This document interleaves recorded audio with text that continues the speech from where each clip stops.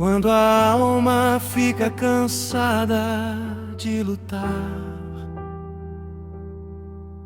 e os dias parecem não clarear,